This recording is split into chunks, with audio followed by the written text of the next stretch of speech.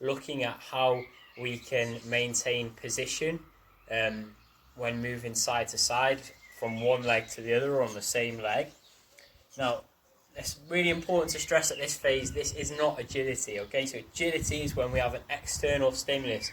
Perhaps it's a defender or an attacker, and we have to make a reaction based off something that is beyond our control. This is more about your physical ability to change direction. Now, saying that, in sport, whatever that may be, it's very rare you will have the time to pause, stabilise for 3 seconds, and then push off again. Although it's really important to be able to do that, as touched on in the last video. So this next series of 3 videos, we're going to look at adding more force to those previous shapes, okay? And I'll touch on how to do that within each of the next 3 levels. So, pay attention for the next clip. We're going to look at what is level 1 of this next phase of 3 videos. We start video 1, where we looked at going from our extended tall to short position. That's under quite a low load because we're only getting that downwards, that eccentric phase. Which you're going to add a jump this time, or through a counter movement, okay? So if I face on side on for this, it'd be best. I'm going to start in my base position. I'm going to gain some height by extending through to a jump, and then I'm going to land on 1, and I'm going to reset.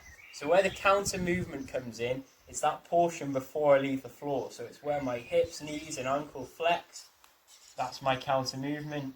Into my jump, into my half base landing. Chin over toe, knees and hips flexed, chest forward. Okay, this time, as we talked about, it's that plane where we're probably going to be making that first decisive action to beat a player or utilise the space quickly, okay? So we've gone vertically and using a counter movement. Now we're going to start in a half base, whether that's on right or left foot, making sure we're in that chin over toe scenario, knees and hips flexed, and then we're going to stand up, counter move, jump, stick, stand up, counter move, jump, stick. Okay, so seeing from the side, I'm starting by standing up and then I'm going into my counter movement, jump, stick. Try and stick the landing. My chin was slightly away from my toe there, so counter move, jump, stick, counter move, jump, stick.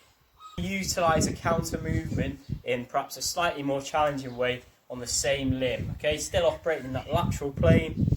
We're starting by finding our balance on one leg and jumping over my mini hurdle or theoretical obstacle on the floor.